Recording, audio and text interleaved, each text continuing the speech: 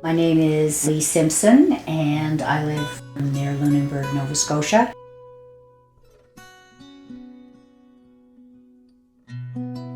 And I'm 62. I'm going to be 63 in July.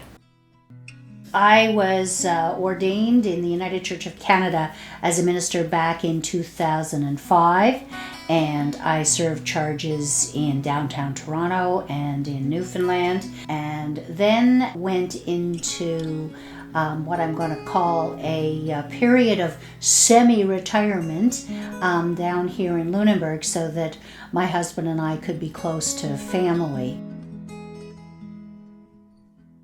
My goal is to complete 365 days starting January 1st, 2014, buying nothing except items that are edible.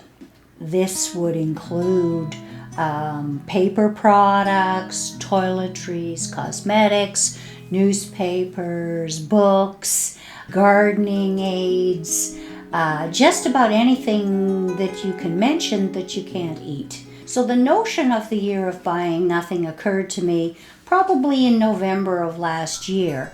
And I started to think about it, and I was thinking about it from a spiritual point of view, to have the constant reminder of not purchasing something and integrate that into my faith life. I was thinking along those spiritual lines when I had a massive epiphany on a much more ecological level and environmental in the larger sense. And in part, I suppose, this springs from my background as publisher of Chatelaine. I worked in the publishing industry for many years as someone who worked with advertisers to help them make the best use of our publications. I'm not sure that trying to sell somebody on buying 2 peanut butters rather than 1 or 6 lipsticks rather than 2 actually falls into the realm of great evil, but it's certainly not good for the planet. One thing I did do in preparation for the year of buying nothing is to reach into the back of the drawers for the old soaps that I'd been using to scent lingerie, and now they are playing their role in the bathtub. I pulled out the samples of moisturizer that I'd kind of tucked away and forgotten about. I actually do want to get that. Now I'm sorry I looked. Half that money is going to be beyond your lips in the little bottom of the tube, unless you take your little magic brush and dig it out. I don't want anyone who to fear accepting an invitation to our home, because I do keep the kitchen clean and I do scrub the bathtub. But beyond that, I've always been a somewhat indifferent housekeeper. Good enough is good enough for me, and I haven't really fussed if there were dust bunnies under the beds. When you don't have a whole bunch of chemical solutions at your disposal, and you're trying to keep your cleaning regimen to things which would be edible because they're safe for the environment, you do have to be inventive. So I have sort of evolved a set of tricks. I really love the idea of the Swiffer concept. They make a neat and tidy way to manage a floor. However, I loathe the fact that you have to buy replacement paper products to wrap around the top of the Swiffer. So I've developed my own system with tailor-cut rags that wrap around the top of the Swiffer, and that seems to work for me. I can't believe how well parsley does, even in a blizzard. Look, it survived. Can you believe that?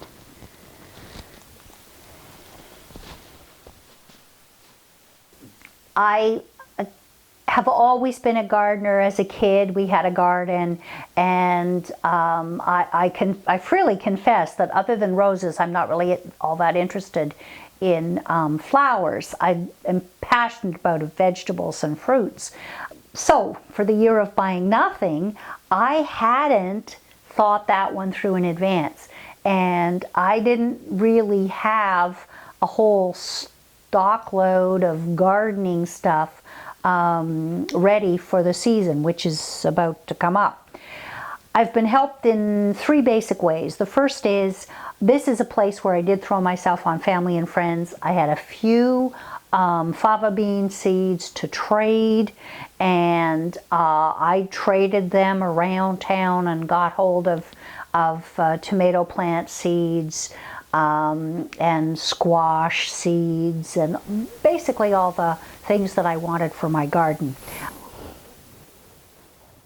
One of the best fertilizers that is out there for both strewing over plants and later on dried as a mulch, but also for digging right into your compost heap, is seaweed.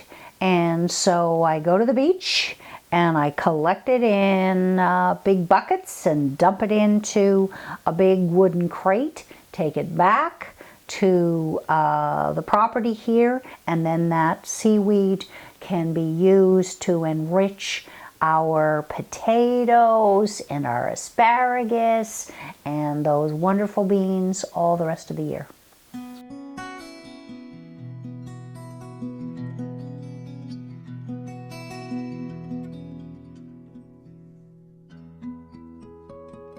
I'm trying very hard to wean myself from the high I used to get from buying that adorable little stuffed animal for my grandson, or the really beautifully packaged makeup kit for myself, by doing things that are more creative and give me a different kind of high. I have rediscovered some earlier crafts and skills. I did learn some basic knitting skills from my mother, and I'm working on a baby blanket. The fact that the child may be in preschool before the baby blanket is ready for her is neither here nor there. I will be a better knitter as a result, and there's an awful lot of sort of meditative flavor that goes with knitting. When I pledged that I would buy no books or magazines this year, that at first was painful. The library is an amazing place, and I know that most people already knew this, but I was not aware of just how wonderful it was. First of all, the selections in periodicals and magazines are amazing. Secondly, no matter what it is that you challenge the library with, generally they'll work really hard to get that for you. I am not sitting here preaching to anyone that they should stop buying, period. I'm preaching that they should stop and think. Do you really need a wardrobe of lipsticks? I like a pink t-shirt as much as the next woman, but do we really need 3 shades of pink?